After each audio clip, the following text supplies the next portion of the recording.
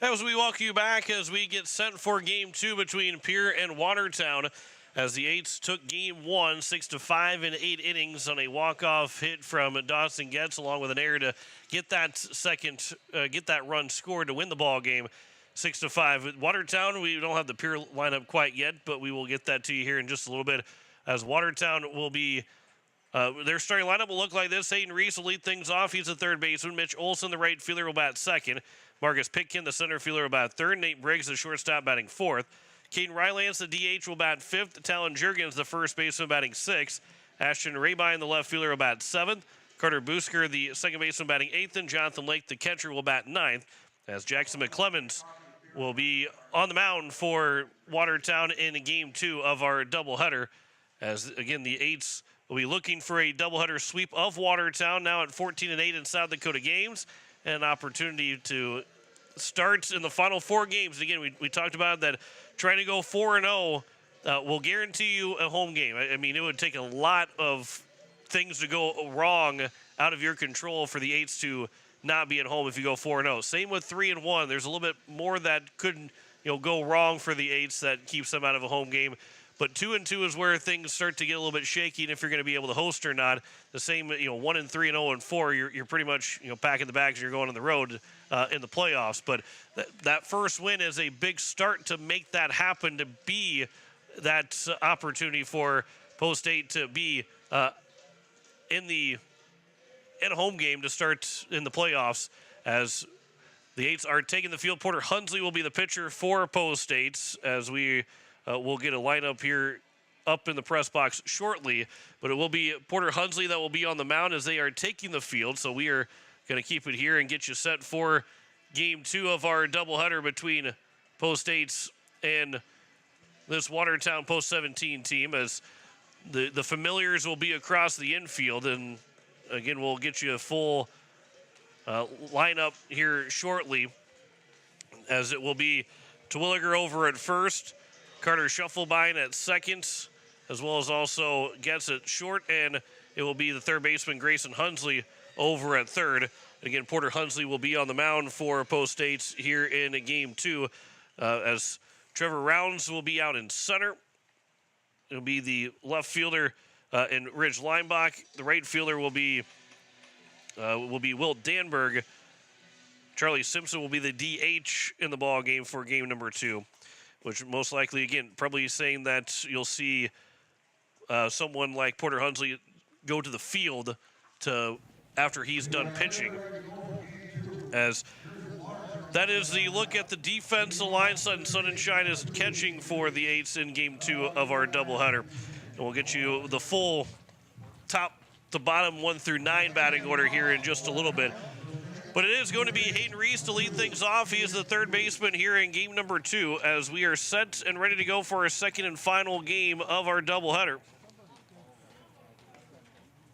as we continue to close in on the end of the regular season.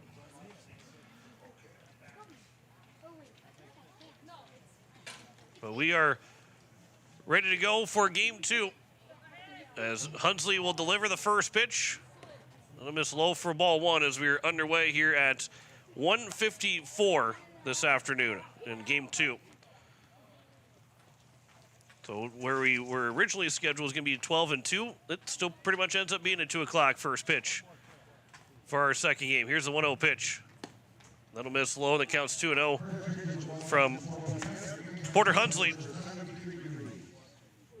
Porter Hunsley so far in the season, 22 2/3 innings pitched. This will be just his third start and 10th appearance overall, as there's a line shot down foul on the right field line and out of play, and the count's now 2-1. He is 2-3 on the season, 27 hits allowed, 10 runs, 9 earned, 14 walks, 11 strikeouts, 2.78 ERA, 1.81 whip for Porter Hunsley, and a 307 batting average against for the rising sophomore. As they're getting a foul ball that actually got into fair territory, just barely into fair territory. Here's the 2-1 pitch. There's a swing and a pop-up on the right side. Carter Schuffelbein is over there. He'll make the catch, and the leadoff man is retired to get us started here in game number two. Now here's Mitch Olson, the right fielder. Olson reached base 4 of the 5 times he came to the plate, but went 0 for 5 in game 1. Reached on an error to third, second, and first. Grounded into a fielder's choice in the 7th, then struck out looking in the 8th. The only strikeout thrown by the Pierre pitching staff in game number 1. As that first pitch will miss low for ball 1. Dawson Getz got the lone strikeout of that first game, and it came in the 8th inning, his only inning of work. Here's a ground ball over to Scheffelbein at second. He'll make 2 plays here to start the ball game. 2 down quickly here at the top of the first, and it brings up Marcus Pitkin. Pitkin drove in 2 runs for Watertown, the first 2 runs of the ball game. They got up to a 2-0 lead with the first 4 guys reaching base in the top of the first inning for Watertown. They scored just 1 run until the 7th after that. And they had a 3-0 advantage after the top of the 5th, and then a 5-3 lead going to the bottom of the 7th inning before the 8s came back, tied it up, and then won it in the bottom of the 8th. Pitkin went 1 for 3 with a 2 RBI single, and he'll get a base hit here with 2 outs, right back to the box and into center field for the 2-out single, and there's a runner on at first with 2 away here in the top of the first inning. And now here's Nate Briggs. Briggs is the one that was the pitcher of record in the loss. Ended up giving up the 2 runs in the 7th inning for the blown save. As here's a ground ball up the middle, past the diving Scheffelbein into center field. Rounds will come away with it. He'll fire it back in, and it's first and second now here with 2 away. Back-to-back singles on back-to-back pitches. And Caden Rylance will have his first chance to swing the bat here today. Rylance, who threw 4 1/3 innings in the start and a no decision, he is coming in hitting .272 to the day. 5 doubles, a triple, and a home run with 21 runs driven in. Again, that's through the spring and summer season. As they have the game changer is all 1 year for them from the spring and the summer, as the first pitch will miss outside for ball 1. Watertown now 13-5 in South Dakota games. They need to stay above that .750 win percentage at the end of the season for the A's to get 50-point wins. Here's a fly ball to center field. This will come in and drop in for a base hit, and it will score a run. It'll be first and third. 3 straight hits after the first 2 are retired. And it's a 1-0 advantage here for Watertown at the top of the first inning. So Rylance gets his 22nd RBI of the season. So now Talon Jurgens with first and third and 2 away. We'll see if there's anything on for a steal and try and get a double steal.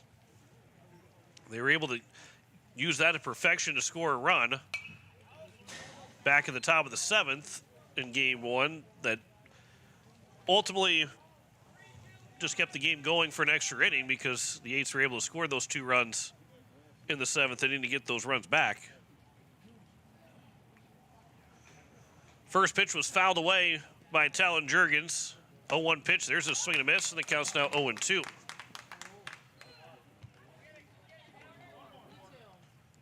So Porter Hudsley looking for the strikeout to try and close out this top of the first inning after 3 hits have scored a run. 0-2 pitch. Swing and a miss, and that will be a strikeout. Run does score on 3 hits, no errors, and 2 men left on. After half an inning, a 1-0 lead for Watertown over Pierre. Back in a minute, you're listening to Post-State Baseball on KCCR. You're watching it on YouTube at KCCR Sports.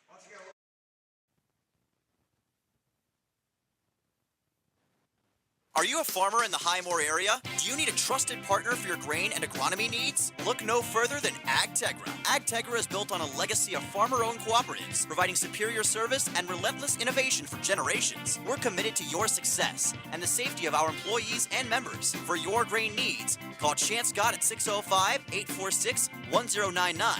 And for all your agronomy needs, reach out to Cole Hamlin at 605-871-9572. AgTegra. Growing together for generations. Hello, I'm Pastor Jeff Lathrop of Pierre First United Methodist Church, and I'd like to invite you to join us in person for worship on Sunday mornings at 8:30 a.m. or 11 a.m. You can also join us on Facebook Live or on KCCR 1240 a.m. or 98.9 FM for our Sunday morning broadcast at 11 a.m. Come worship with us at First United Methodist Church, where you will find open hearts, open minds, and open doors. As we welcome you back, it is the bottom of the first and a 1-0 lead. The American Family Insurance Brittany Shufflebein scoreboard for the Watertown Post 17 squad. The lineup for Post 8, Carter Shufflebein will lead things off. He's the second baseman. Dawson Getz, the shortstop, will bat second. Charlie Simpson, the DH, will bat third. Cooper Twilliger, the first baseman, batting cleanup. Rich Lineback, the left fielder, batting fifth. Sutton Sunshine, the catcher, will bat sixth. Trevor Rounds, the center fielder, batting seventh. Grayson Hunsley, the third baseman, batting eighth. And Will Danberg, the right fielder, will bat ninth, as the first pitch was missed for ball one to Carter Shufflebein. Shufflebein scored the game-winning run, as this will be fouled over to the third base dugout as it counts 1-1. He went 2 for 4 in the ball game, drawing a walk in the first and then singling and scoring in the fifth and eighth inning. As the 1-1 is a curveball that will drop in for a strike, and the count's now 1-2.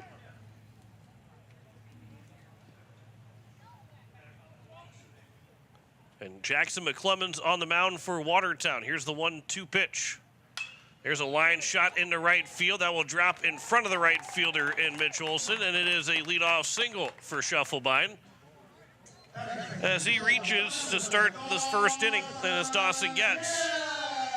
You're listening to KCCR Pierre, a Riverfront broadcasting station, as we just passed 2 o'clock. Getz went 2 for 5 in the ball game and got the base hit that moved Shufflebein from second to third, and then they forced his way in on a misplay from the right fielder in Olson, and then the throw back in was missed by the first baseman, Juergens.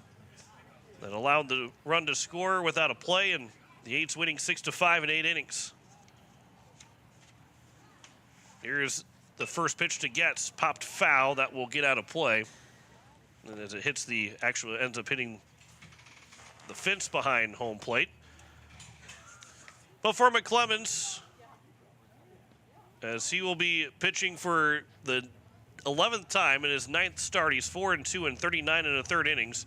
41 hits, 18 runs, 10 of them earned, 14 walks and 37 strikeouts. The ERA is 1.78, as that one will be high for a ball, and the count's even at a ball and a strike. 1.78 and a whip at 1.34. Make that 1.4 overall. Batting average against that 259, so not a bad stat line, as this will be popped up behind home plate in foul territory, and the catch will be made by the catcher in Lake, and there's now one down here at the bottom of the first. Good play there from Lake.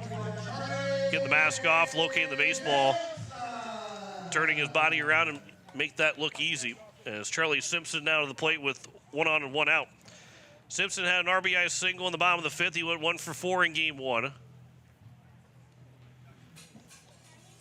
The DH, after catching game number 1, he'll be the DH here in this ball game and would most likely end up maybe coming out, or maybe he moves into the field, but would think that Porter Hunsley will probably go play the field after he is done pitching, which maybe you hope that maybe Hunsley can go all 7 innings. Don't have to worry about putting anybody else in. 1-0 pitch will be upstairs, and the count's now 2-0 here to Simpson. Sun peeking out as time is called, and Lake will make his way out to talk to his pitcher.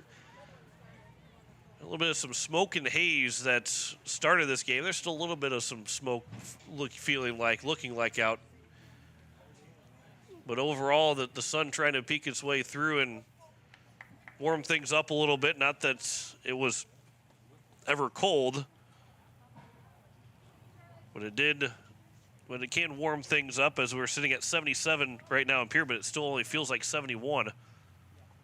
Here's a ground ball that is just fouled in the third base line, and the count's now 2-1 here to Simpson.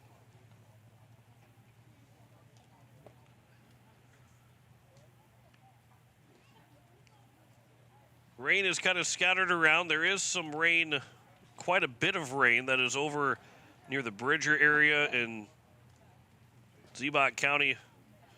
We'll keep an eye on in Hocking County. We'll keep an eye on that as it moves its way from west to east, as that's up high, and the count's now 3-1.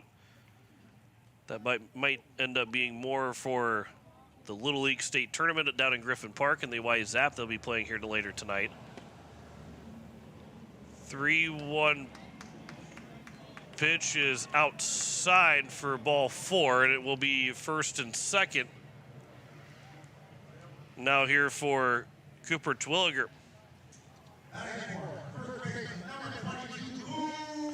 Twilliger, the first baseman here in game 2, he went 2 for 4 with a double that got things started in the bottom of the 7th. That double allowed Rich Leinbach to double nearly the very next pitch, as the first pitch is over for strike 1.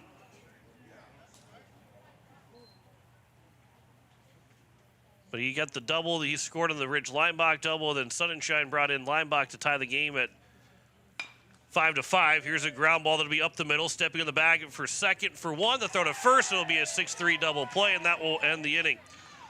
So the one-out walk turns into being helpful for a double play to get out of the inning. First one turned by Watertown today. No runs, a hit, no errors, and a man left on base. 1-0 lead for Watertown after 1. You're listening to Post-State Baseball on KCCR, and you're watching it on YouTube at KCCR Sports.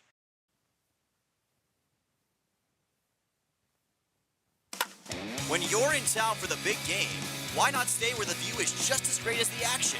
American and Fort Pierre sits right on the river, offering beautiful scenery, relaxing comfort, and easy access to the ballpark. After a day at the Diamond, there's nothing better than unwinding by the water, and the American always hits it out of the park. Stay by the river. Stay in comfort. Call 605-223-2358 to book your room today. American, where the river meets relaxation. Step up to the plate with Overhead Door Company of Pierre. Like your favorite team, we deliver reliability, strength, and top-notch performance. For over 100 years, Overhead Door has been the most respected name in the industry. From commercial or residential repairs to full upgrades, our team of technicians stand ready to provide winning results. Don't let a faulty garage door strike you out. Look for the signature red ribbon and call the industry MVP at 605-224-6200. Bring your garage door game to the big leagues. It is the top of the second and a 1-0 lead for Watertown over Post State's on the American Family Insurance Brittany Shufflebein scoreboard. As it will be Ashton Rabine to lead things off here in the top of the second as the first pitch will miss low for ball 1. Rabine will be his first at bats. He ran for Nash Berg as he fouls that one away, and the count's 1-1. He ran for Nash Berg after he got hit in the hand, but never had an official at-bat, or never got to the plate at all. Here's the 1-1 pitch. They'll come inside, and the count's 2-1. Here to Rabine. It'll be Rabine, Carter Busker, and Jonathan Lake. 7-8-9 here for Watertown. There's a line shot into left field. That'll get down for a base hit. It'll roll all the way out to the wall. Leinbach will have to pick it up out at the wall, and it will be a double for Ashton Rabine to kick off the top of the second inning.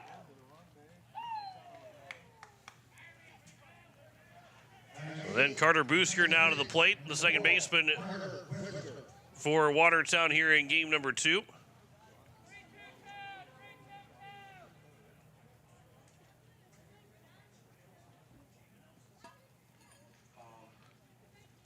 Busker, in game number 1, he hits in the top of the 8th inning. He'll bunt here, and he'll bunt it down. Hunsley will field. The throw to first will be in time. Cooper Twilliger was close to being in the baseline on that. Shufflebein made the catch, and there's now one down here in the top of the second inning. And a runner moves over to third base.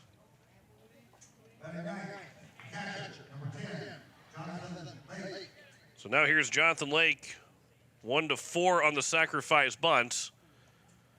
So runner on at third now here with one away in the top of the second and a chance for Watertown to extend their lead. First pitch to Lake is missing outside for ball 1. Lake in the first game went 1 for 3. He got a base hit to lead off the top of the 8th inning, but was stranded at third. As they'll swing in the first 1-0 pitch and will ground it through the hole on the left side. Seeing a nice single and an RBI for Jonathan Lake to make it a 2-0 lead. Here with one out in the top of the second. 5th hit of the ball game against Porter Hunsley. And Hayden Reese back to the top of the order, who popped out to the second baseman Scheffelbein to open up the ball game at the top of the first. First pitch is over for strike one to Hayden Reese.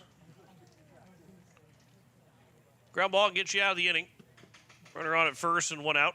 There's a ground ball. That'll be fielded by Hunsley. The throw to second for one. The first, how about another double play? 5-4-3, tailor-made to get out of the inning. A run does score, though, on 2 hits in the inning. No errors and no one left on base. We head to the bottom of the second. It is a 2-0 lead now for Watertown over Pierre. Back in a minute on KCCR and on YouTube at KCCR Sports.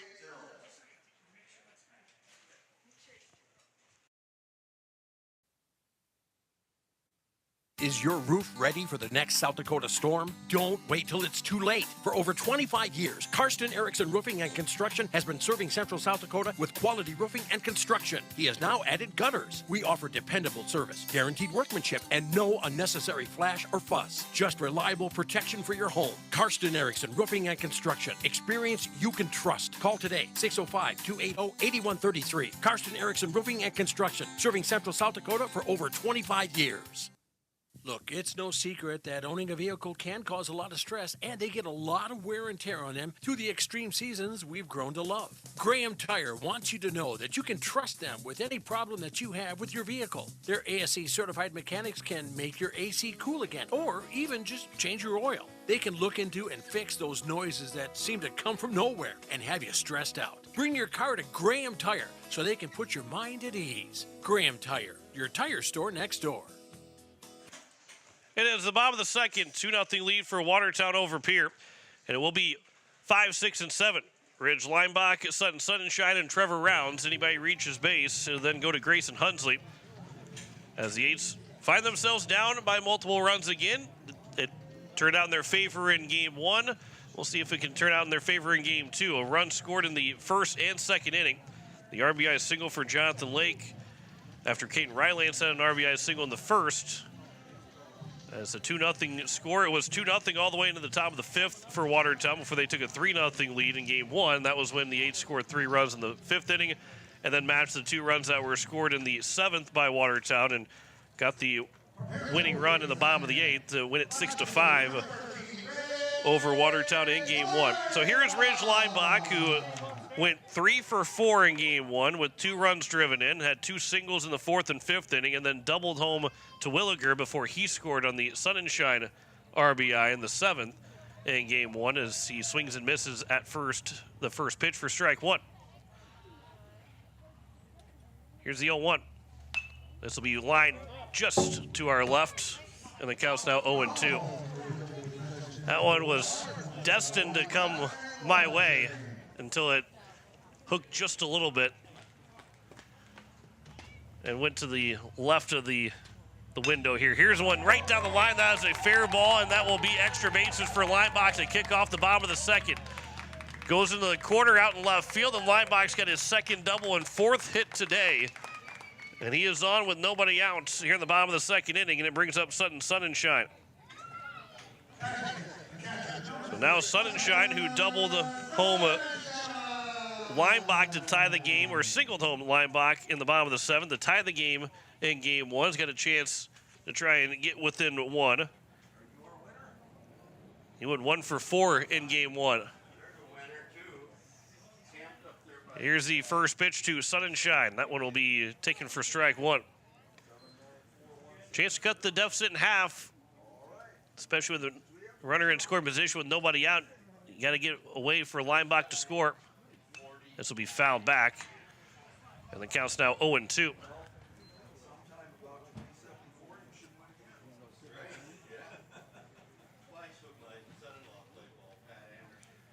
Leinbach leads away from second, the 0-2 pitch. This will be fouled at the plate. Remains an 0-2 count. It's also the first day of the Gopher Classic out in Minnesota near the Twin Cities.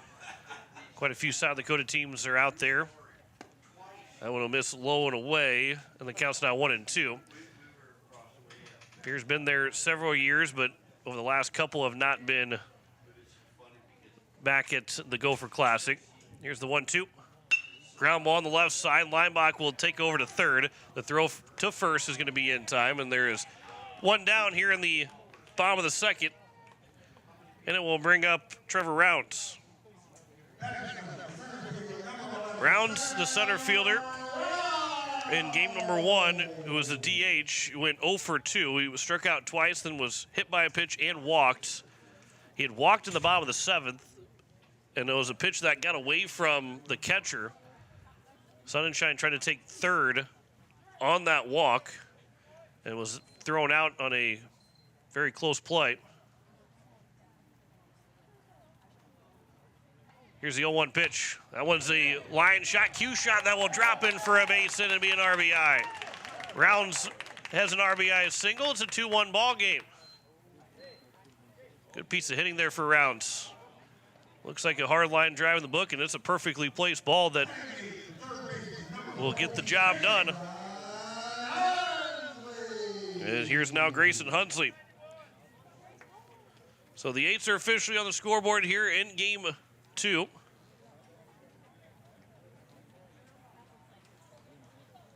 Grayson Hunsley, who is back to the plate in the 8th spot again. He went 1 for 3 in game number 1. Swings to the first pitch, a slow roller to the shortstop who will field. The throw from Briggs to first is going to be in time, but he does move the runner over to second. And there's now 2 down. And it's Will Danberg an opportunity to try and tie the ball game up. First time for Danberg come to the plate. Danberg hitting .077 right now, still looking for that second hit. His lone hit was a triple that drove in 2 runs. He scored 5 times and walked 8 times. As the first pitch to Danberg will miss low and away for ball 1.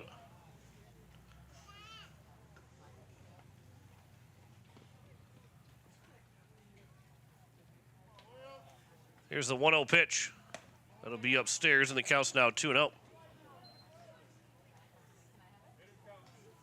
Number 9 man the batting order.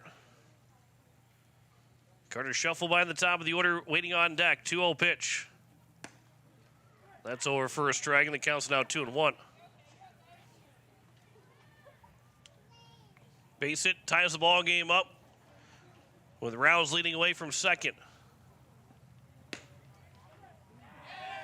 That 2-1 pitch will catch the very bottom of the zone. Evens the count at 2 balls and 2 strikes. 2-2 pitch. Danberg, line shot. 1 hopper over to the second baseman who will field, and Busker will throw to first to retire the side. But a run does score on 2 hits in the inning. No errors and a man left on base. After 2, it is a 2-1 lead for Watertown over Pierre. Back in a minute, you're listening to Post-State Baseball on KCCR. You're watching it on YouTube at KCCR Sports. Whether you're a first-time buyer looking for a home of your own, or you have an eye on an investment property, First Fidelity Bank has the right mortgage for you. From a vacation home to building your dream house from the ground up. So stop by and get your mortgage loan from us. First Fidelity Bank. First-class banking on a first-name basis. Member FDIC, an equal housing lender. Online at ffb-sd.com. Want technology solutions you can trust from a neighbor you know? Comtech, locally owned and serving Pierre and surrounding area since 2009, is dedicated to keeping your home, farm, and business connected and secure. We offer a full range of services, from audio and video, security, surveillance, and networking with expert installation and support. Visit our storefront, call us at 605-224-4066, or visit our website, comtechplus.com, to experience the Comtech difference. Comtech, your local technology experts. It is the top of the 3rd, and a 2-1 lead for Watertown and American Family Insurance. Printing Shuffle by and scoreboard. Porter Hunsley will see 2, 3, and 4. Mitch Olson, Marcus Pitkin, and Nate Briggs. He might reach his base. It will then be Caden Rylance. Olsen is 0 for 1. He grounded out to the second baseman Schuffelbein in his first at bat as he digs in to get us going here in the top of the third inning. Hunsley has worked around 5 hits so far from Watertown to allow just those 2 runs in 2 innings of work. As the first pitch will come in, inside outs it to left field, and that will drop in for a base hit. A hard turn for Olsen, and he will stop there at first. And a leadoff single to kick off the top of the third. On a good pitch from Hunsley, but Olsen just able to get it. That's his first hit. It's the 5th time he's been on base in 7 trips to the plate now, but just his first hit. Reaching on 3 different errors and a fielder's choice in game 1. And now he's 1 for 2 in this game. Second pitch is flown out to right field. Will Danberg will come in for it. He'll make the catch, and there's 1 down here in the top of the third inning, and it will bring up now Nate Briggs. So if he can get Briggs to ground, he hit a ground ball somewhere in the first pitch. Hunsley's still got a chance for a 3-pitch inning. First pitch from Hunsley will be taken for strike 1. He can still get a ground ball and have a 4-pitch inning. The Eights have turned 5 double plays, and a total of now this being the 11th inning. There's a swing and a miss. And the count's now 0-2. You can get if you can turn a 6 double play, I mean, that would be incredible to have 6 double plays in 11 innings. If they can turn one here. 0-2 pitch. Won't turn a double play, but that's a swing and a miss and a strikeout. That's just fine. A strikeout for Hunsley, his second of the ball game. 2 down now here in the top of the third. That brings up Caden Rylance. That was a 3-pitch at bat, 3 strikes and a strikeout for Hunsley. This is just going to be a 6th pitch of the inning as Rylance will take strike 1 and a pitch at the bottom of the zone. Rylance had an RBI single that made it 1-0 in the top of the first inning. Part of 3 straight hits in a row for Watertown. This will be grounded foul and underneath the hands of Coach Neal over at third base. But the count's now 0-2. And Porter Hunsley will be looking for his 2nd straight strikeout. 0-2 pitch lined into right center field. That will get all the way out towards the wall in the gap. Danberg's able to cut it off. They're going to round the runner from third, and he will come in to score. The throw to the plate is going to be missed by both the catcher and Sunshine and Hunsley, but it does not affect the runner at second trying to take third. He will stay there. And it's now a 3-1 ball game, and the RBI double for Caden Rylance. And so the lead, after 2 straight outs, had a chance to get out of that inning without any damage. But an RBI double, Rylance is 2 for 2 with 2 runs driven in. And Talon Jurgens now to the plate. So a double for Rylance makes it 3-1. They get the run back here at the top of the third inning. Jurgens, who struck out swinging to end the top of the first, 0 for 1 so far in game 2. Swings to the first pitch and pops it up on the right side. Playable for Twilliger in foul territory, and that will put an end to the top of the third inning. But another run scores on 2 hits in the inning. There were no errors and a man left on base. We head to the bottom of the third. It is a 3-1 lead for Watertown over Pierre. Back in a minute on KCCR and on YouTube at KCCR Sports. Hey, yo, Speedo's Lawn Care. Hello. Say, my yard's in rough shape. It's got weeds, brown spots, and crabgrass. Yeah, no problemo. What shade of green you need? We got 31 shades of green over here. Even the latest shade of septic tank grass green. That one just naturally gives off a glow. Call the professionals at True Green. They know how to get your lawn healthy and keep it healthy. They guarantee it. All technicians are trained and certified. Call True Green, 224-1916. When you're looking for quality trash pickup services, look no further than Envirotech. 6 days a week, their trucks are on the road picking up trash, even holidays. They're also the place to contact for recycling services. Their friendly, professional staff is ready to assist with weekly pickups or even special pickups. Check out the website at envirotechwaste.com. Envirotech is locally operated. Call 224-4804. Envirotech Waste Services in Pierre, proud to support high school athletics. It is the bottom of the third, 3-1 lead for Watertown over at Pierre on the American Family Insurance Brittany Shufflebine scoreboard. Top of the order is due up. Carter Shufflebine, Dawson Getz, and Charlie Simpson. Porter Hunsley has thrown just 31 pitches through 3 innings. He's been rather efficient, even though it's a 3-1 advantage for Watertown. 7 hits allowed, no walks, 2 strikeouts. You see 7 hits in 3 innings, and you say, well, that probably allows more runs to score. But when you don't walk anybody or allow anybody free passes, and you can spread those hits out over those 3 innings as the first pitch will miss for ball 1, that helps limit the damage. And Hunsley's been around and in the strike zone as it counts 2-0 here to Shufflebine. Here the lead off the bottom of the 3rd inning. Here's the 2-0 pitch. There's a ground ball through the hole on the left side for a base hit. Shufflebine is now 2 for 2 in the ball game. And he leads us off once again in the 3rd with a base hit. Both times he's come to the plate, he is allowed, or he got himself a base hit. So here's Dawson Getz. He popped out in foul territory. Behind the plate to the catcher, Jonathan Lake.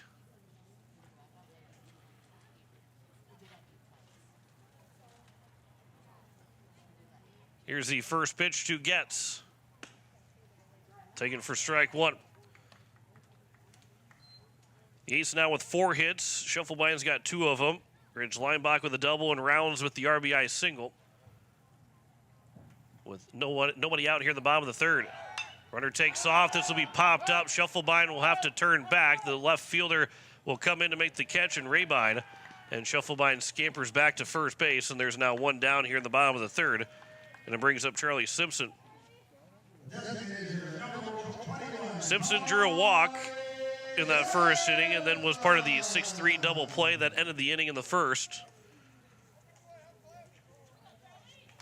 Simpson with an RBI single in game 1 went 1 for 4 as he waits on the first pitch coming here from Jackson McClemens, as the tall right-hander will come set from the stretch and deliver the first pitch upstairs for ball 1. Tomorrow we've got coverage 12:45 and a 1 o'clock first pitch up in Jamestown. Dylan Simmons will have the call for you. 1 o'clock start for that doubleheader. And then Tuesday it'll be a 5 o'clock first pitch here at home, the final regular season home doubleheader against Bismarck. First game's at 5 and the second game to follow. This will be popped foul. Will it stay in play? Long run, sliding and unable to make the catches, the catcher in Lake. So the count goes to now 1-1. And then next Thursday, Brandon Valley will be a 3 o'clock first pitch for that doubleheader. That'll be the regular season finale for Post State. They'll play those 2 games against Brandon Valley and then get ready for the postseason. Where they will go, who they will face, is all still up in the air. Because it could be here at Hyatt Stadium, could be anywhere of several different places to go to. That one will miss outside. Counts 2-1 to Simpson.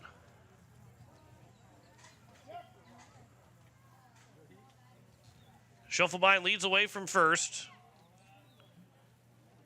Here's a 2-1 pitch. That one just missing upstairs, and the count's now 3-1. Good hitters count here for Simpson to do something to drive it somewhere. 3-1 pitch. That'll miss for ball 4, and it's now first and second with 1 away. Second time that Simpson has walked. And now it's Cooper Twilliger. Twilliger grounded into an inning-ending double play in that bottom of the first inning. For McClemens, that was pitch number 36. So he's well past what Hunsley finished with 31 pitches, as that one will miss outside for ball 1. Lake not sure where it's missing as he looks back at the dugout with his arms extended out. Here's a swing and a foul by Twilliger, and the count's now 1-1.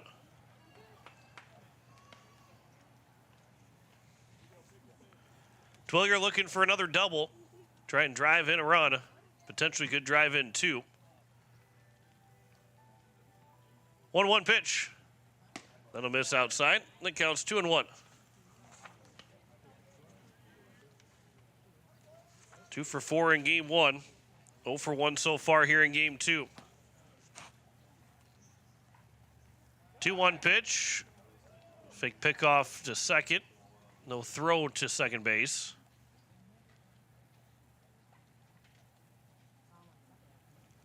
2-1 pitch is missing outside, and the count's now 3-1. Really good hitter's count here for Terwilliger. Swings at the 3-1 pitch, and that will be fouled down the right field line. The count is full now at 3-2.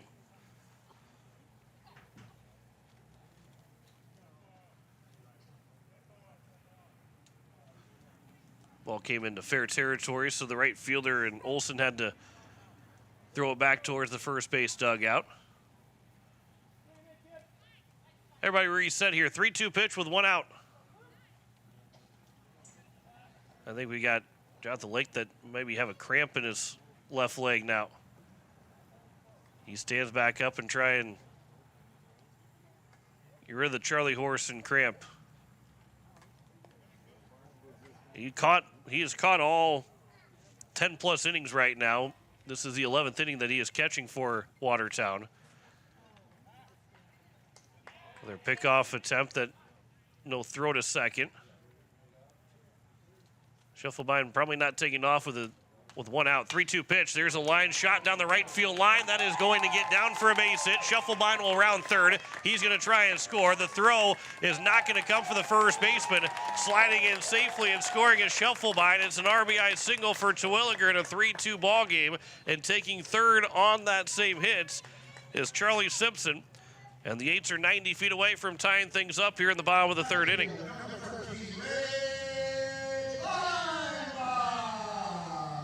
Terwilliger gets his third hit today, his first RBI of the day. And Ridge Leimbach, who has driven in 2 runs so far, that came in game 1. And he's also already doubled here in game 2. Has an opportunity to tie the ball game up.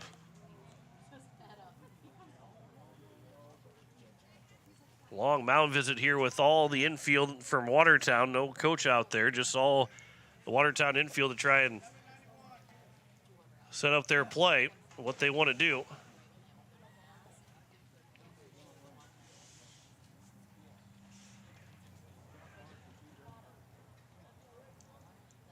So as they break, Ridge Leimbach will dig in. Looking for his 5th hit between the doubleheader. With 1 out here in the bottom of the third. First pitch is popped up foul. That will get out of play on the right side. Hits the top of the press box. I believe it hangs up there.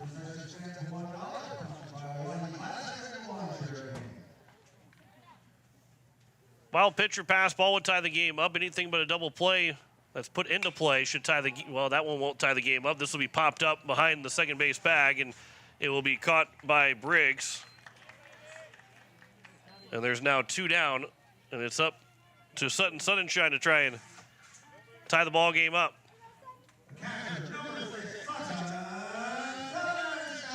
Sunshine grounded out to the shortstop. In the bottom of the second, he's 0 for 1.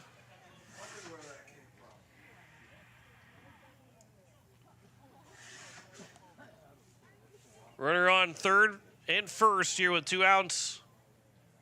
First pitch is taken at the knees for strike 1. Terwilliger over at first. We'll see if maybe they want to try and get him moving. Here's the 0-1 pitch. Sunshine off the hands and fouls it away. And the count's now quickly 0-2. And McClemens is a strike away from getting out of this third inning, keeping Watertown on front with a 3-2 lead right now.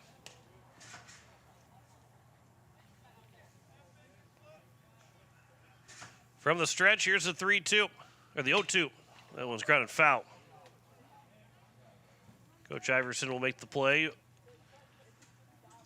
Remains an 0-2 count here to Sunshine. 5 hits so far for the Eights, 7 hits for Watertown. McClemens will come set. The 0-2, there's a swing and a miss, and McClemens will get the strikeout, his first of the day, and it ends the inning. But a run does score on 2 hits in the inning. There were no errors and 2 men left on base. We head to the top of the 4th, the 3-2 lead for Watertown over Pierre. You're listening to Post-State Baseball on KCCR, and you're watching it on YouTube at KCCR Sports. When you're looking for quality trash pickup services, look no further than Envirotech. 6 days a week, their trucks are on the road picking up trash, even holidays. They're also the place to contact for recycling services. Their friendly, professional staff is ready to assist with weekly pickups or even special pickups. Check out the website at envirotechwaste.com. Envirotech is locally operated. Call 224-4804. Envirotech Waste Services in Pierre, proud to support high school athletics. When life throws you a curveball, May Adam Law Firm in Pierre is here to help you knock it out of the park. For over 130 years, we've been providing trusted legal expertise in business, family law, criminal defense, and more. Proud sponsors of this season's baseball action, we're committed to serving our community both on and off the field. Need legal advice? Step up to the plate with May Adam Law Firm. Visit mayadam.net or call today. May Adam, South Dakota's law firm since 1881. It is the top of the 4th and a 3-2 lead here for the Watertown Post 17 over Post 8.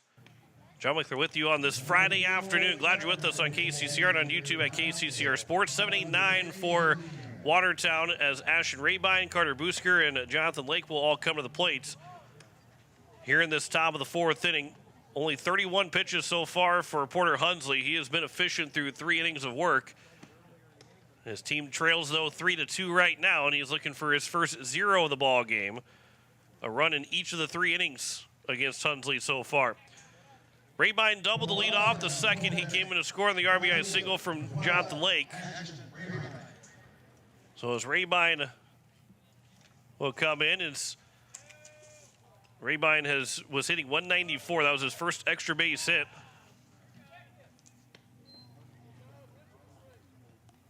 As it is a strike to begin the at-bat against Rabine. 0-1 is over for a strike. The count's 0-2. Hunsley looking for his 3rd strikeout. 0-2 pitch. Ground ball left side. That is going to be just off the glove of Getson into left field for a leadoff single. 8th hit of the ball game for Watertown. And it brings up Carter Busker. He had tough play if Getz even makes the play out in the hole and to his right. But it's now Carter Busker who had a sacrifice bunt that moved Rabine over to 3rd and then was driven in on the single. He's going to try and bunt again. Goes right back to Hunsley, who will throw to 2nd. They've got to get the 2nd. The throw back to 1st is not going to be in time, but the sacrifice does not work this time for Busker. And there's one down. A heads-up play there from Porter Hunsley. He 1-4 on the fielder's choice. And now it's Jonathan Lake with 1 out and a runner on 1st. First pitch taken for strike 1 at the top of the zone.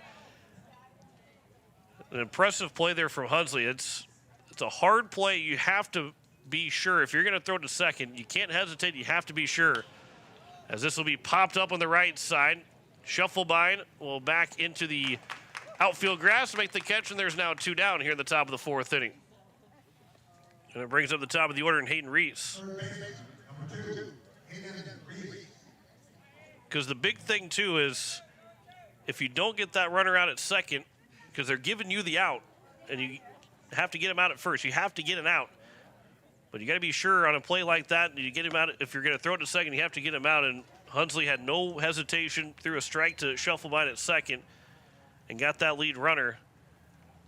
And you take the free out of getting the lead runner, out on the base pass. The count's 2-0 now here to Hayden Reese, who is 0 for 2 with a pop out to 2nd and a 5-4-3 double play ground out that happened in the 2nd inning. 2-0 pitch, swings and misses for Reese, and the count's now 2-1.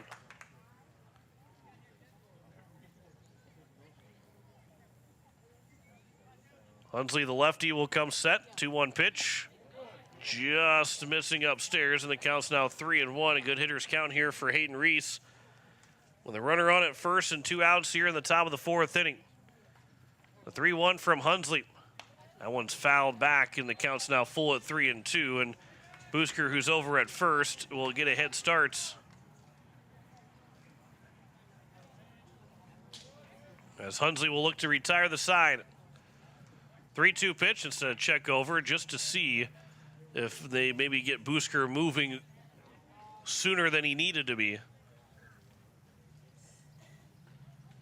3-2 pitch. He takes off, and that one's going to be lined into right field. It'll be a one-hopper to Danberg, rounding second on his way to third. The throw will be high, and then that will move the runner over to second. So it'll end up being a single and advancing to second on the throw for Reese. A good heads-up play from Reese. And the arm of Danberg, he tried to show it off that time, but unfortunately was the wrong play to make, because he can make it second, first, and third and keep that force out at second, but now there's two runners in scoring position. And Olsen will go out in the left center field. That's going to drive in both runs. 2-run will end up being a double for Mitch Olsen, and it's now a 5-2 lead for Watertown here in the top of the fourth inning.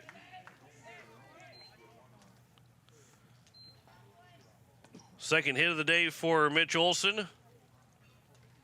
2 RBI double. Marcus Pitkins got a chance to add on to this advantage here for Watertown. They've scored in all 4 innings now, and that's their 10th hit, third hit of the inning. 10 hits now through 3 2/3 innings for Porter Hunsley. First pitch to Marcus Pitkin. That'll be lined into left field for a base hit. Leinbach will come up throwing. The throw to the plate is going to be high. It's going to sail way past the home plate, and then also taking second on the throw was Pitkin, and it's now a 6-2 lead. So an RBI single for Pitkin, his third RBI today. He takes second on the throw, and a 6-2 advantage here for Watertown, as they've doubled their runs scored here in the inning. Nate Briggs, who's 1 for 2. He comes to the plate. First pitch swinging, flies that out towards right center field. Danberg will call for it. He'll make the catch and retire the side, but 3 runs do score in the inning on 4 hits in total, no errors, and a man left on base. We head to the bottom of the fourth. 6-2, Watertown leads over Pierre. Back in a minute here on KCCR and on YouTube at KCCR Sports. With any dream, the wind won't always be at your back. The sun won't always be shining, and some rain is going to fall.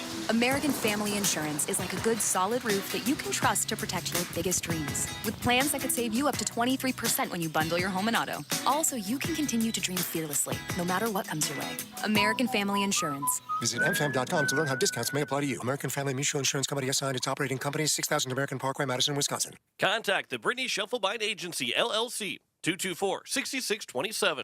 Looking for your next new or used car, truck, or SUV? Then go no further than the comfort of your own home. Shop online at lambmotor.com. On lambmotor.com, you'll find the vehicles Lambs has in stock. You can schedule a test drive or your vehicle's next tune-up, all online. New or used, shop for it all online, anywhere you are. Lamb Motor has the right vehicle for you. Lamb Motor in Oneida. Online, lambmotor.com. It is the bottom of the fourth and a 6-2 lead for Watertown over Pierre on the American Family Insurance Brittany Shufflebine scoreboard. And for the eights, it will be 7, 8, 9. Trevor Rounds, Grayson Hunsley, and Will Danberg. Anybody reaches base, back to the top of the order for Carter Shufflebine. Rounds is 1 for 1. He singled and scored the first run of the ball game, brought in the first run of the ball game for the eights. At that point, made it a 2-1 ball game as he scored Ridge Leinbach on his base hit. It's now a 6-2 lead for Watertown. First pitch swinging for Rounds. He swings and misses for strike 1. Again, 10 hits, 11 hits now for Watertown.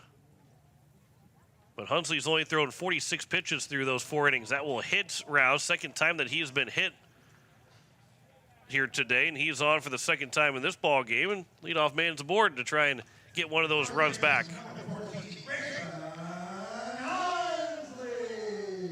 But Clemens just threw his 50th pitch, where Hunsley threw 4 innings and 46 pitches. He has not walked anybody. was 11 hits, have allowed 6 runs to score. So now here is Grayson Hunsley, who was 0 for 1 with a ground out. Ground out to the shortstop Briggs in his first at bat as he gets the numbers called out from Coach Iverson and checks his card. Now we'll try and bunt the ball, and we'll bunt it foul. And the count's 0-1. A little bit of dirt in the eye of Jonathan Lake, who's had some issues this last inning, and it's more of the non-contact type of beating that he's taken behind the plate.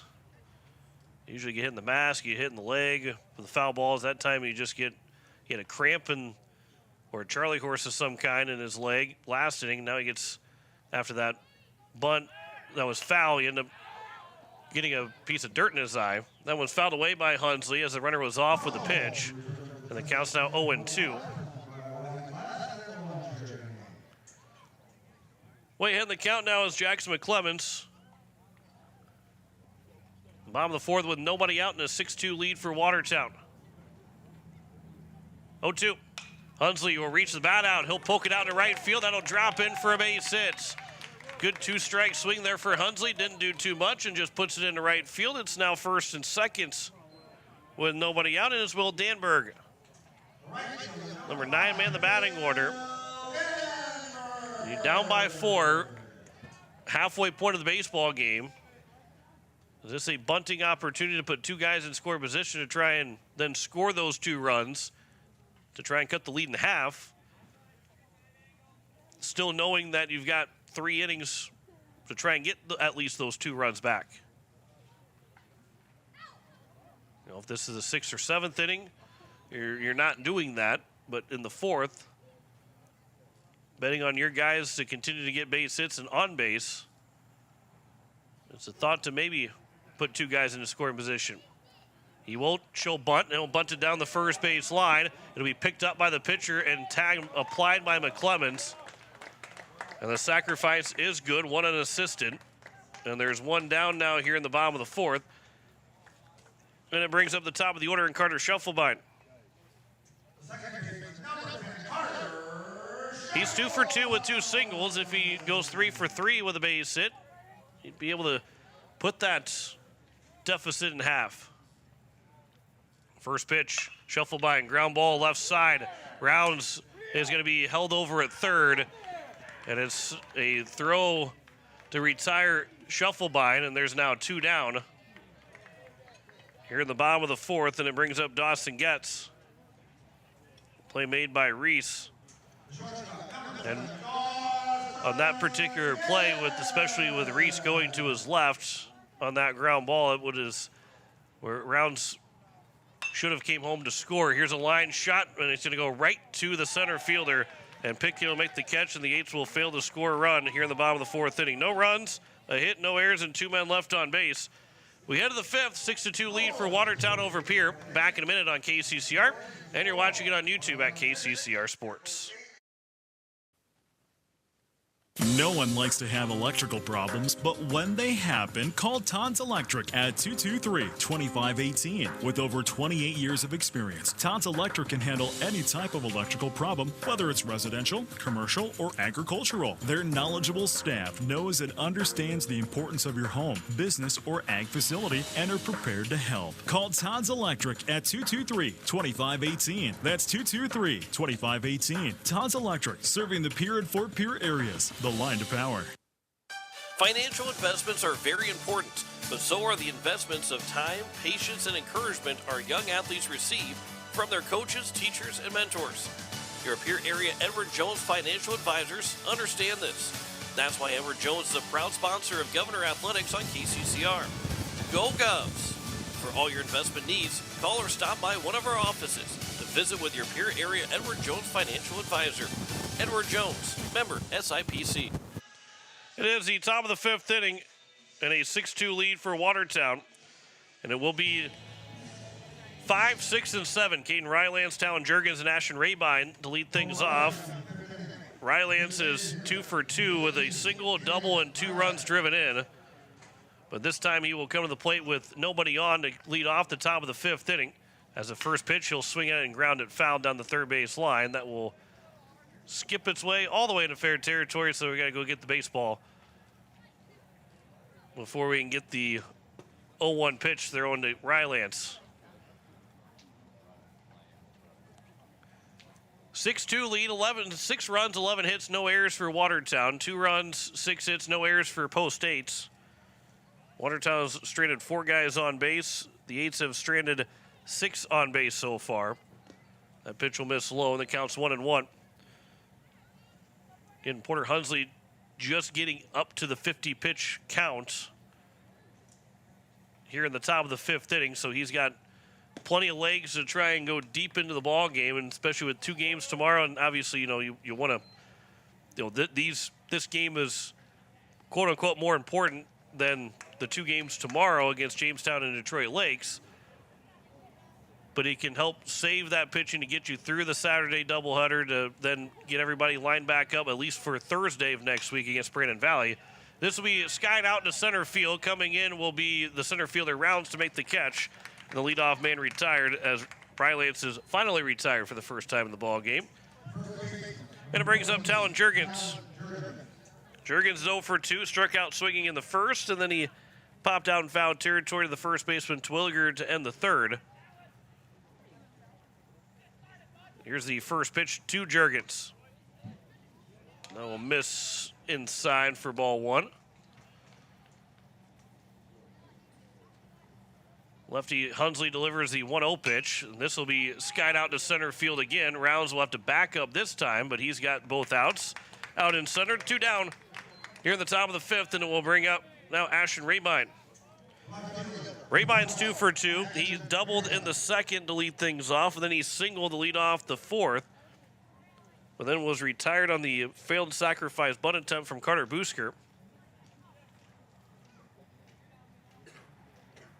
Here's the first pitch to Rabine. It'll miss low and away for ball 1. Hunsley looking for his first 0 of the ball game.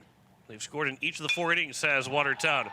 Rounds will back up. Have to keep going back. Still going back. He'll make the catch, and he ties a record that will never be broken. All 3 outs recorded by Trevor Rounds in the top of the 5th inning. He stands in the history books with many others.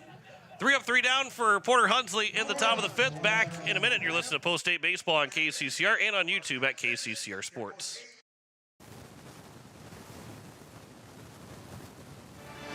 Stolken Peterson LLP has been your local CPA firm for over 40 years, offering tax preparation, bookkeeping, payroll, and consulting services.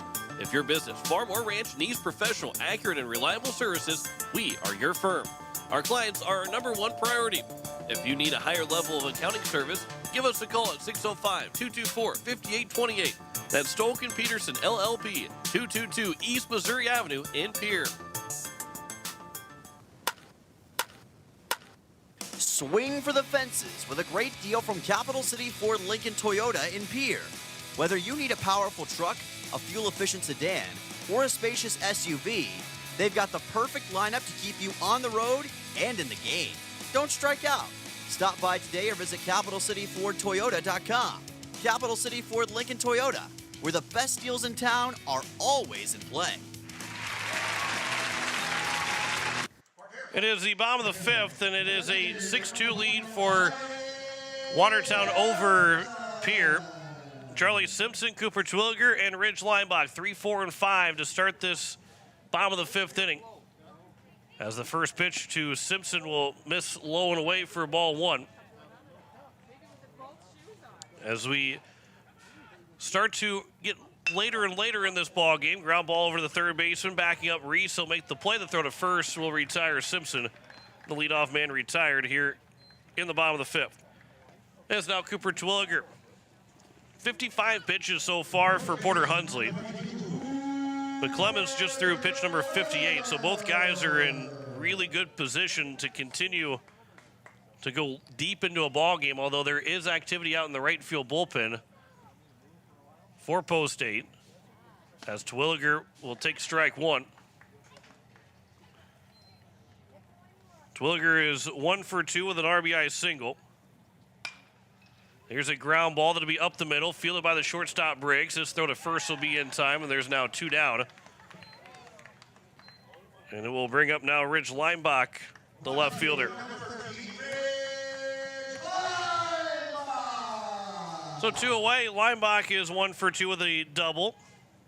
And watching some development of some showers. Again, I think that we, as long as we don't really slow down, that this game will be okay. It's going to be the evening games here in Pierre that could see some delays or even may not end up being played overall, as that one is outside. The count's 2-0. Some showers that have entered into Stanley County over by Hayes. That one will miss inside. The count's now 3-0. About 30 miles west of town right now. 3-0, taken all the way was Leinbach, and that is a get-me-over strike. The count's now 3-1. 3-1 pitch. There's a high chopper. Going to be a tough play. The second baseman will make it. The throw to first off balance. Heck of a play by the second baseman, Busker. And a 1-2-3 inning on 3 ground outs to 3 different infielders. And both pitchers were perfect in that 5th inning. We head to the top of the 6th. It is a 6-2 lead for Watertown over Pierre. You're listening to Post-State Baseball on KCCR, and you're watching it on YouTube at KCCR Sports. Building a home. It's the biggest investment most of us make in a lifetime. Not to mention it's a decision that, well, you pretty much live with day and night. The quality of the workmanship stares back at you like a reflection. It also affects the value of your investment. Choosing the right contractor is critical. Kruger Contracting is that contractor. Call 222-2523. Quality workmanship and materials completed on time. Kruger Contracting. In a word, quality. Call 222-2523. Becky Potsaba and State Farm Insurance are here to help you with your insurance and banking needs. State Farm's not just insurance. It's banking, investments, IRAs, loans, and a whole lot more. We offer guidance in a personal and caring way that helps you manage the risks of everyday life, recover from the unexpected, and find ways to control costs so you can realize your dreams. We know how life is, and we're here for you. Stop in to see Becky at 1315 East Wells Avenue in Pierre, or call Becky at 224-4173. It is the top of the 6th inning, and it is a 6-2 lead for Watertown over Post-State. 8-9-1. Carter Busker, Jonathan Lake, and Hayden Reese. Anybody reaching base, Mitch Olson will come to the plate. Porter Hunsley, who has not even thrown 60 pitches to start this top of the 6th inning, will throw the first pitch to Busker, who was hitting without anybody on base for the first time in this game, and the first pitch will miss low for ball 1. He's bunted the ball twice. First one was a sacrifice bunt. The second one, it was Raybine that was thrown out at second that turned into a fielder's choice, as it counts now 1-1 as he fouls that one away. 1-1 pitch. Swinging a foul. That's off of Sutton Sunshine. That did not feel good to Sun and Shine. The count's 1-2. Made me think about it, because if you're watching on YouTube at KCCR Sports, it looks like it's gotten pretty dark here, and it is getting rather cloudy here in the capital city. 1-2 pitch is flown out to right field. Danberg will go back. He'll get underneath it, though, and the leadoff man is retired. That is 5 straight retired, all by flyouts to the outfield. And there's one down here in the top of the 6th, and it brings up Jonathan Lake.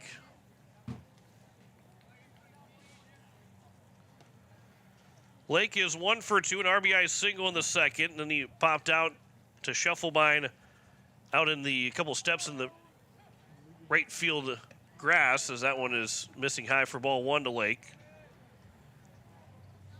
Here's the 1-0 pitch. There's a line shot into center. That will get down in front of Rounds for a base hit. 12th hit today by Watertown in game number 2. They finished with 8 in game 1, now 12 here in game number 2. And Hayden Reese back to the top of the order for Watertown.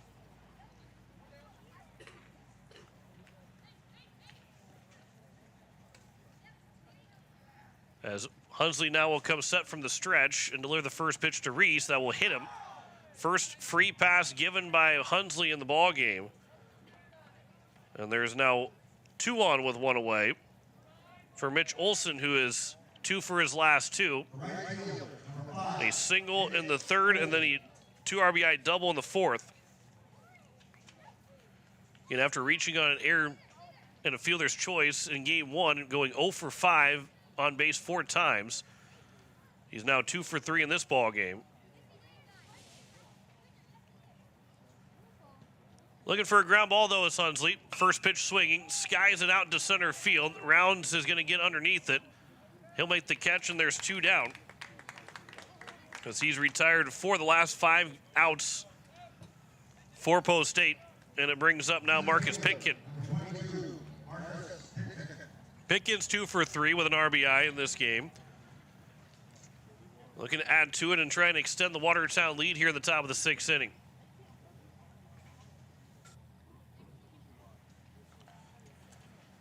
Hunsley comes set, and instead he'll step off and reset.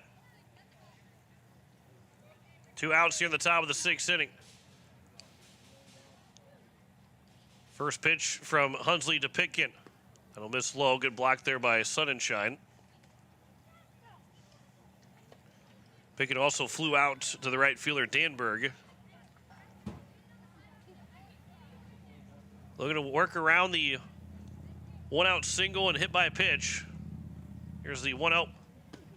That one's over for a strike, and the count's now 1-1. Just 1-0 put up so far by Hunsley. That came in that 5th inning when he went 1-2-3 with 3 flyouts to Rounds in center. Here's the 1-1 pitch. There's a ground ball. Hunsley will make the play at the mound, and that will be another 0 for Porter Hunsley. 1-3 on the ground outs. Ends the inning. No runs, a hit, no errors, and 2 men left on base. We head to the bottom of the 6th. 6-2 lead for Watertown over Pierre. You're listening to Post State Baseball on KCCR, and you're watching it on YouTube at KCCR Sports. Is it the competition that keeps bringing you back? The long-standing rivalries? Or is it seeing friends again and cheering on your favorite team? At First Dakota, we're here for it all. We appreciate the fans, the players, the coaches and officials, the concessions crew. The shared community experience is part of what makes life here great, and we're here for it. See you at the game. First Dakota National Bank, member FDIC. For over 60 years, Ferding Electric has been powering homes and businesses across central South Dakota. When you need reliable electrical service, trust the experts with decades of experience. Whether it's a simple residential repair, a complex commercial installation, or even electrical work on your farm, Ferding Electric has you covered. And if you're tired of searching everywhere for that hard-to-find bulb, Ferding Electric carries a wide selection of bulbs, including those hard-to-find fluorescent and specialty options. Visit us at 2903 East Elizabeth Street or call today, 605-224-8684. KCCR Pierre, AM 1240 and 98.9 FM, a Riverfront broadcasting station. Bottom of the 6th, it is 6-2. Watertown still leads over Post State's on the American Family Insurance Brittany Shufflebind scoreboard as McClemens will look to try and get through 6 complete innings.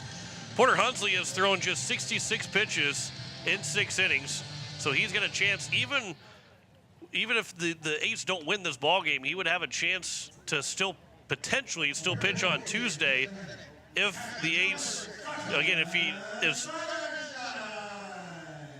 is good and efficient in the top of the 7th inning. Because if he throws less than 14 pitches in the top of the 7th, he'd still have an opportunity to pitch on Tuesday. First pitch swinging by Sonnenschein, and that will be flown out to center. And right there is Marcus Pitkin, and there's 1 down here in the bottom of the 6th, as that is pitch number 66 as well for Jackson McClemens.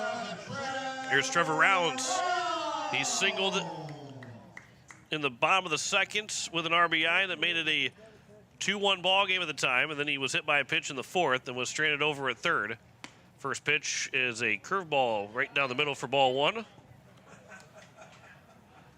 And a 1-0 count for Rounds. He's ahead in the count. 1-0 pitch. That'll be missing upstairs, and the count's 2-0. Here's a 2-0 pitch. That'll miss low and away, and that one's now 3-0. And then chance for Rounds, he'll take the 3-0 pitch, and it'll miss for ball 4, and it will be a 4-pitch walk to Trevor Rounds. So he is on base for the 3rd time in the game, and it's now Grayson Hunsley who's 1 for 2 with a single.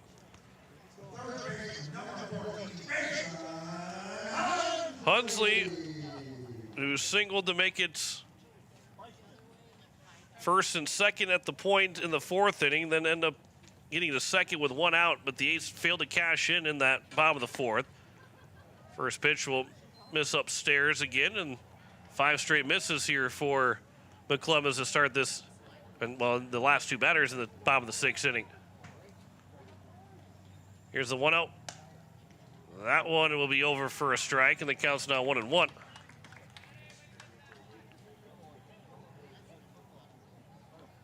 Rounds leads away from first. Here's the 1-1. That'll miss low, and the count's 2-1. 6 runs, 12 hits, no errors for Watertown. 2 runs, 6 hits, no errors for Post 8. 2-1 pitch. That one's right down the third base line, and that is a base hit. Rounds will head his way to third. Hunsley is on his way to second. It'll be a 1-out double. And 2 runners are in score position here with 1 out in the bottom of the 6th inning. And it's now Will Danberg's opportunity to try and drive in some runs. Danberg had a sacrifice bunt that made it second and third with 1 out in the bottom of the 4th. Now Danberg comes up with second and third and 1 out here in the bottom of the 6th. And we'll see if he can get his second hit of the season and drive in a couple runs. First pitch will miss high and inside for ball 1. Big opportunity to cut this deficit in half here in the bottom of the 6th inning. If the Ai's are going to make a comeback, you got to find some runs here in this inning. Here's a ground ball right side that will score 1 run. It'll be a ground out RBI for Danberg to make it a 6-3 ball game. There is still a runner over at third with 2 outs for Carter Shufflebein, who's 2 for 3. But an RBI for Danberg.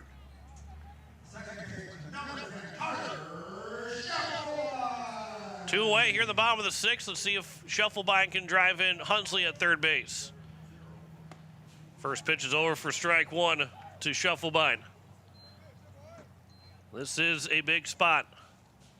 0-1 pitch. Ground ball to the third baseman. Nice hop up to Reese. The throw is in the dirt, and it's not picked out by the first baseman, Jurgens. So another run will score the first error of the ball game for Watertown. And the A's do get 2 runs here in the 6th to cut the deficit in half. And we'll see if now the A's can add on to it. The error will be charged to Reese on the throw. And Dawson Getz with 2 away. He was 0 for 3. The hero in game 1. Can he pick up his 3rd hit today and extend this inning? First pitch is over for strike 1 to Getz.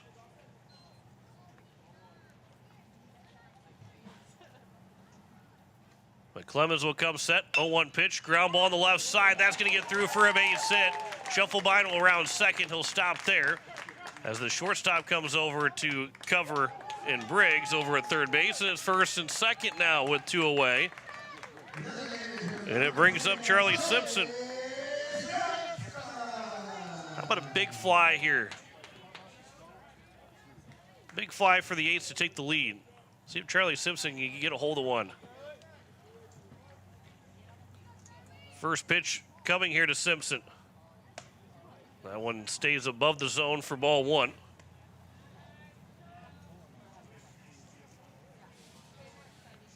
Simpson does have a home run so far on the summer. And there's a fly ball to left field. That's not going to do it, as it will be out in the gap, and it's caught by the left fielder as he runs into the center fielder. Rabine makes the catch. Him and Pitkin came together, but the ball was still caught, nearly tying the ball game up. If that was dropped, we would have had ourselves a tie ball game. But 2 runs do score in the inning. On 2 hits in the inning, there was an error and 2 men left on base. We head to the 7th. It is a 6-4 lead for Watertown over Pierre. Back in a minute here on KCCR, and you're watching it on YouTube at KCCR Sports. Venture Communications has deep roots in rural South Dakota. Venture now proudly provides fiber to the home with 100% of our customers, enabling them to enjoy super fast and reliable internet connections. We'd like the opportunity to keep you in touch with the people and resources that matter most. 100% fiber and 100% committed to rural South Dakota. Call Venture Communications today at 605-852-2224, 605-852-2224, or online at venturecom.net. At Shane's Pharmacy, your health care is important, and Shane wants to be the pharmacist to take care of you. Shane's Pharmacy will make sure your prescriptions are filled in a timely manner, they will answer your questions, and they will even deliver to your home or office. Call 223-9200. Shane's Pharmacy, the pharmacy you know and trust. The number again is 223-9200. Shane's Pharmacy in Fort Pierre, proud to support high school athletics. Top of the 7th, Hudson Stosher now on the mound for Post State as he will try and keep this a 6-4 deficit on the American Family Insurance Printing Shufflebind scoreboard.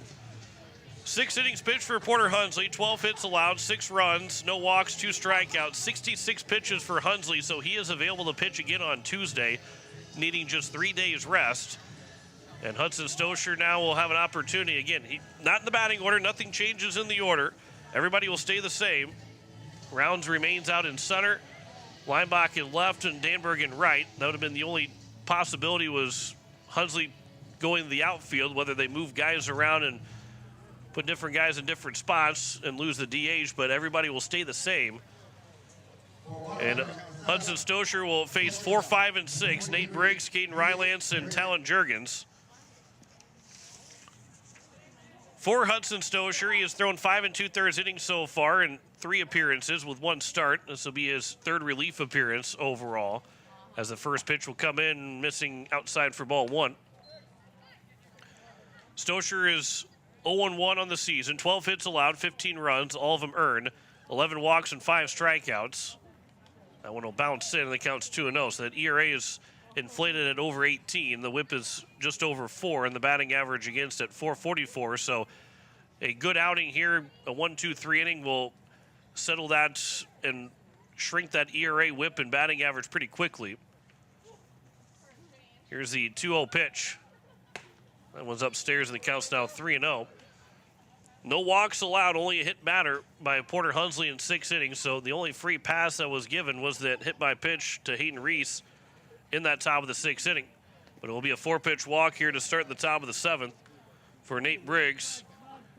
And it will bring out Caden Rylance, who is 2 for 3 with 2 RBIs. He singled in the first and doubled home run in the 3rd. He flew out into center in the 5th inning.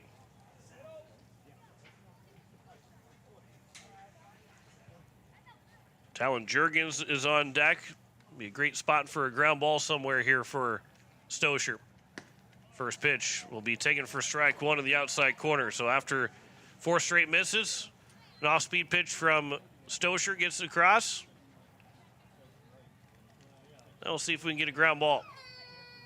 0-1 pitch, runner takes off. This will be lined out of play. That one was hit hard on a line by Rylance. The count's 0-2. 6-4 here at the top of the 7th. The 8s in the bottom of the 7th will have 4, 5, and 6. Cooper Twilliger, Ridge Leinbach, and Sutton Sonnenschein. Will they need at least 2 runs? Or will they need more? Hope that it's only 2 runs that they need to keep the ball game alive. That'll bounce in. That will get away from Sonnenschein to the right, and it'll be a wild pitch that will advance the runner to second. And so now the double play is not in order, but the count is still is 1-2 in favor of Stosher. Time will be called, and Sonnenschein will make his way out to make sure that the right sign is called. The runner on at second. Don't want to mix up signs, especially at this point.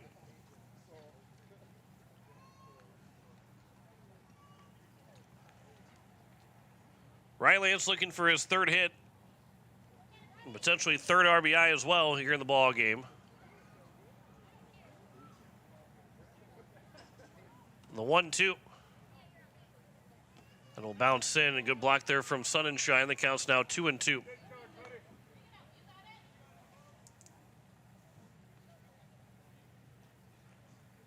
Runner on at second. That's Briggs. Leading off with a walk. Now at second base on the wild pitch. Stands his insurance run for Watertown. The 2-2 will miss. And now it's 3-2 to Rylance. Talon Jurgens, who is 0 for 3, is on deck. And then Ashton Raybon, who's 2 for 3, will follow that.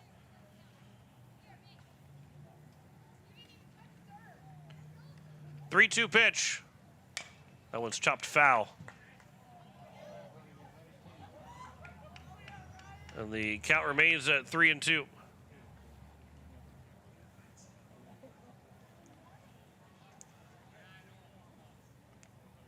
Flag has gone still out in right field. A little bit of some movement, as I say, and then it picks back up and is pushing out towards left center field. Stosher comes set from the stretch. The 3-2 again. That will miss for ball 4 and get to the backstop. So it's now first and third with nobody out. Back-to-back walks to open up the top of the 7th inning. And Talon Jurgens, who is 0 for 3. Coach Iverson will make his way out.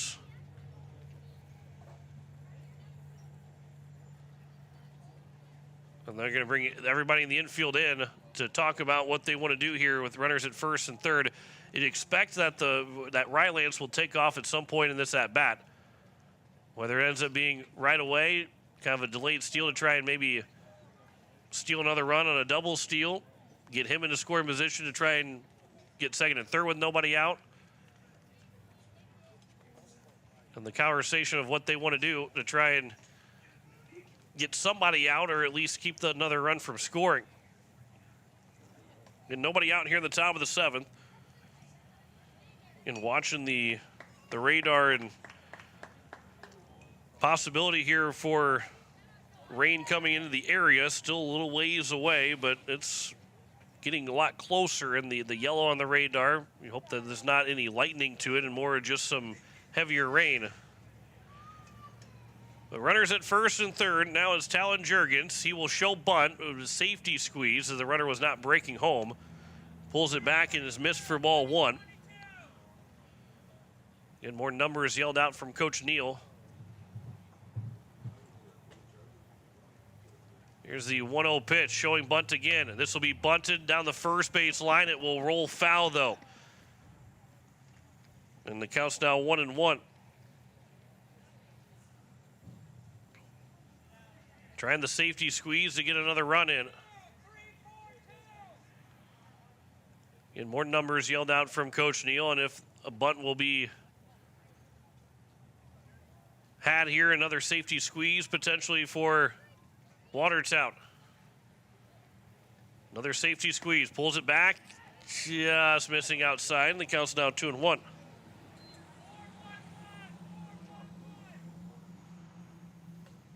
Hunsley is inside on the infield grass in front of the third base bag. Twilliger holding the runner on at first. Another showing bunt, pulls it back and again missing, and the count's now 3-1.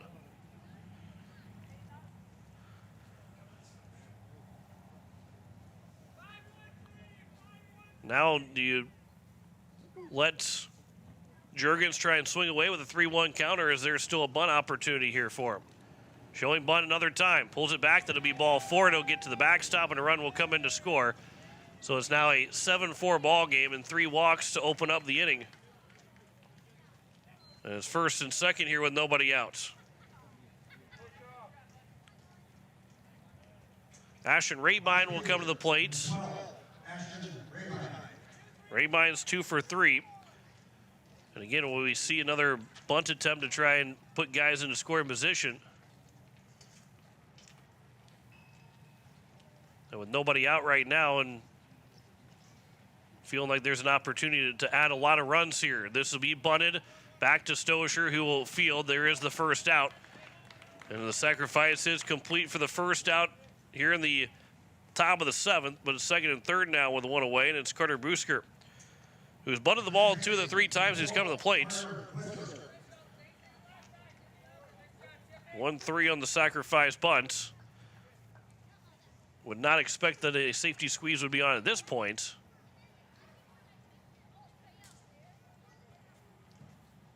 Here's the first pitch. That'll hit him. No, it'll be a foul ball. It hit the bat.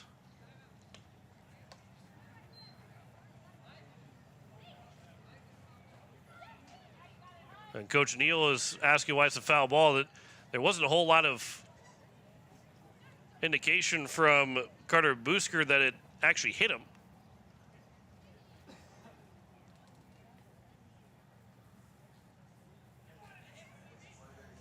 And so Coach Neal is still having a conversation with the home plate umpire.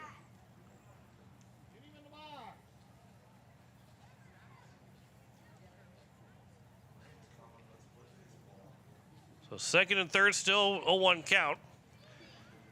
Hey, Busker didn't really have much of a reaction to that ball coming and hitting him that normally you see when you get hit in the hand. That made it feel a little bit more indication that it went off the handle of the bat, or the bottom of the handle of the bat, than actually hitting his hand. The count goes now 1-1.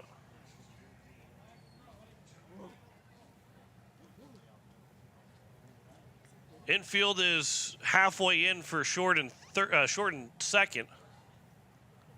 At the corners, the middle infield, this is popped up. This will be a long run coming in. Rounds will make the catch. Runner will start to tag, but then he will go back to third. There's now 2 down, and it will bring up Jonathan Lake.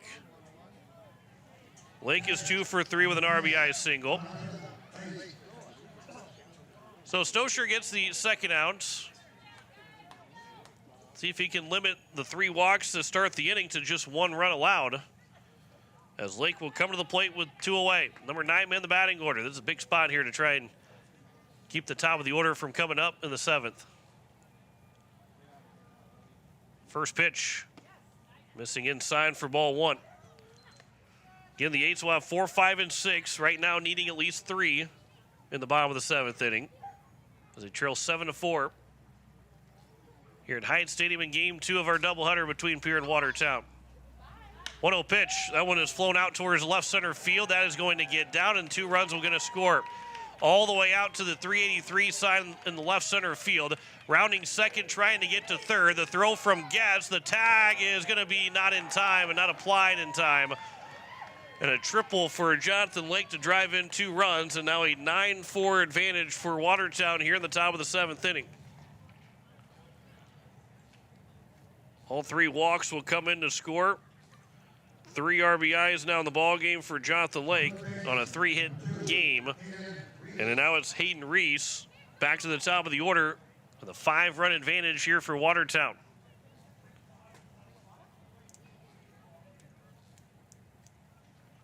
And still 90 feet away from adding on to it. This will be floated out towards second. Carter Shufflebine will make the catch, and that will retire the side here in the top of the 7th. But 3-run score on just 1 hit in the inning, no errors, and a man left on base. We head to the bottom of the 7th. Post State down by 5, needing a big rally in the 7th inning. Back in a minute on KCCR and on YouTube at KCCR Sports.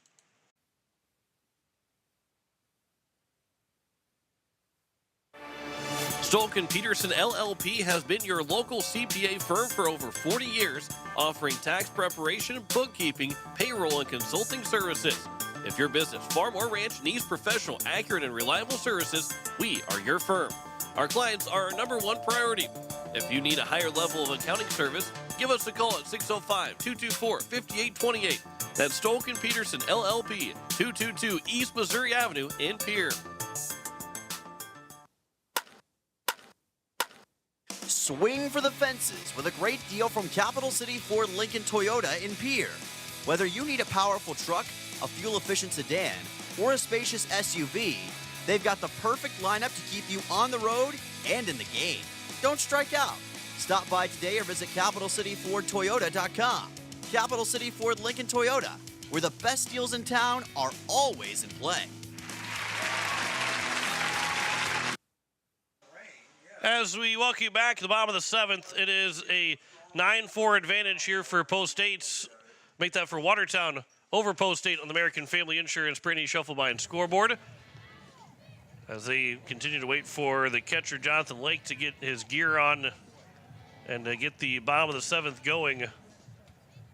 As the 8s will have 4, 5, and 6. Cooper Twilliger, Ridge Leibach, and Sutton Sunshine. That rain is getting closer to Pierre.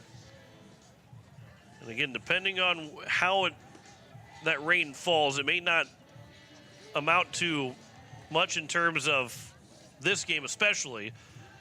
It's going to be depending on if it carries any lightning with it. The Little League State Tournament down in Griffin Park. They're playing at 5 o'clock between Sioux Falls and Brandon Valley.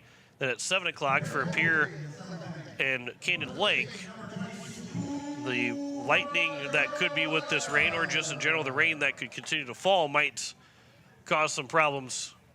The same for the Zap. We were supposed to play at 6 o'clock here at Hyde Stadium. First pitch swinging by Terwilliger, and that will be, fouled back for strike one.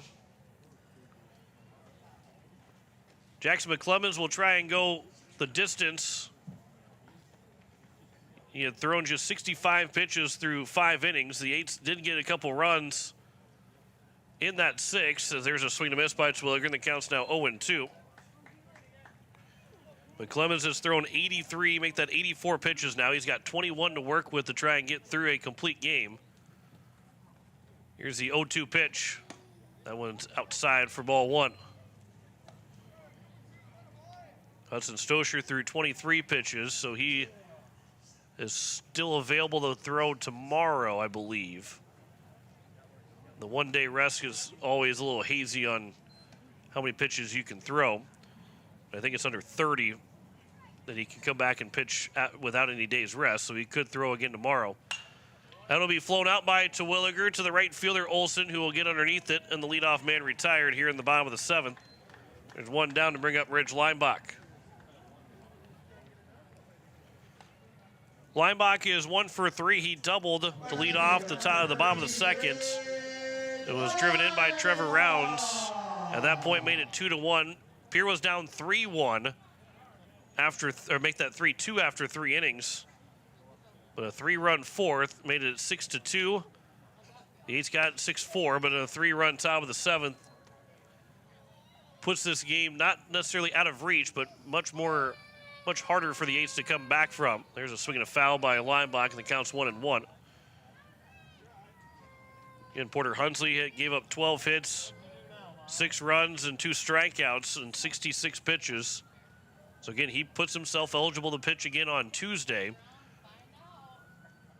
But of course, you're looking at that last game, that Thursday doubleheader against Brandon Valley, and saying we want our guys available for Thursday more so than just being available for Tuesday.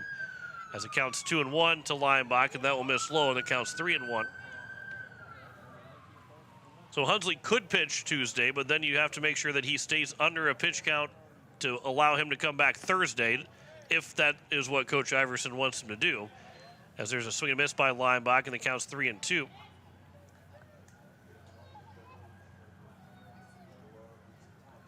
3-2. There's a line shot. That'll be a diving catch by the second baseman. Carter Busker makes an incredible grab for the second out. And there's 2 down now here in the bottom of the 7th. And it brings up Sutton Sunshine.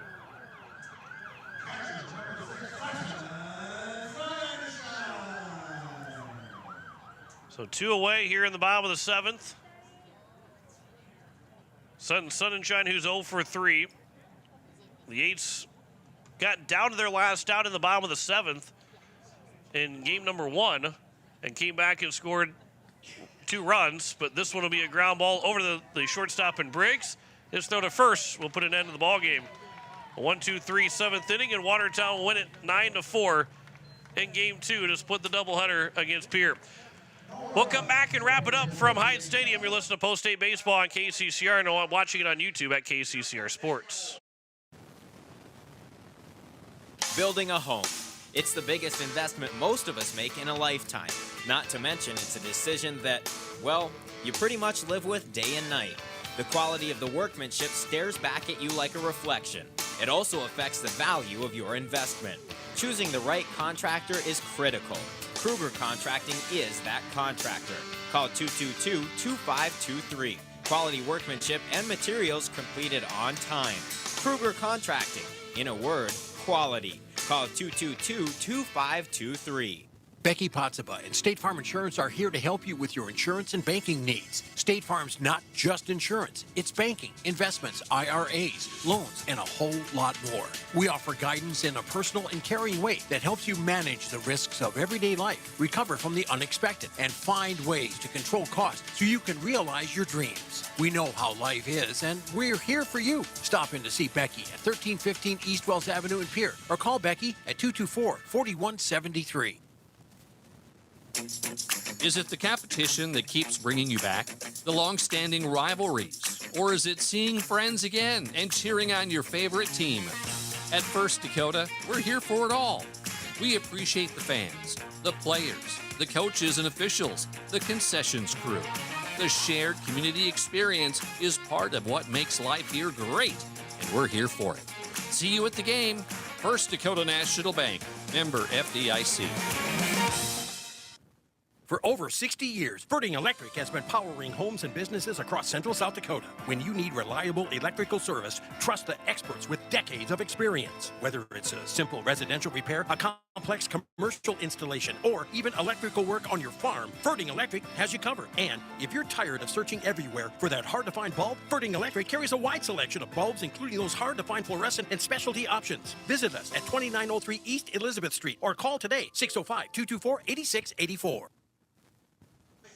And we welcome you back as we wrap up things here between Post States and Watertown. A doubleheader split for these two teams. The Eights won 6-5 in game one with a walk-off win in the bottom of the eighth, and then fall 9-4 in game number two. 9 runs, 13 hits, 1 error, 7 men left on base for Watertown. 4 runs, 8 hits, no errors, and 8 men left on base for Pierre. Jackson McClemens with the distance, giving up 7 innings, gave up 8 hits, 4 runs, 3 of them earned, 3 walks and a strikeout. Porter Hunsley will take the loss, giving up 12 hits in 6 innings, 6 runs, all of them earned, no walks and 2 strikeouts. Hudson Stosher allowed 3 runs on a hit with 3 walks in his lone inning of work. Trevor Rounce had an RBI single in the second, an RBI single for Twilliger in the third, made it 3-2 after 3 innings. But then the Eights had to get an RBI from Will Danberg and a ground down to make it 6-3, and then it made it 6-4 on a 2-out error. But a 3-run top of the 7th put the deficit too far to handle for Post 8 as they fall 9-4 in game 2. As the Eights now are 15, make that 14-9 in South Dakota games. They will play tomorrow at 12:45 with coverage at 12:45 and a 1 o'clock first pitch against Jamestown, with Detroit Lakes to follow. Both games here on KCCR and on YouTube at KCCR Sports. Time of the ball game, and this one was an hour and 31 minutes. As the Eights and Watertown split the 2 games. Now we'll wrap things up for us here from Hyde Stadium. We'll be back on the air 12:45 tomorrow afternoon on KCCR and on YouTube at KCCR Sports. Final score in both the doubleheader: 6-5 walk-off win in game 1, 9-4 win for Watertown in game 2. As we say so long from Hyde Stadium. You've been listening to Post 8 Baseball on KCCR and on YouTube at KCCR Sports.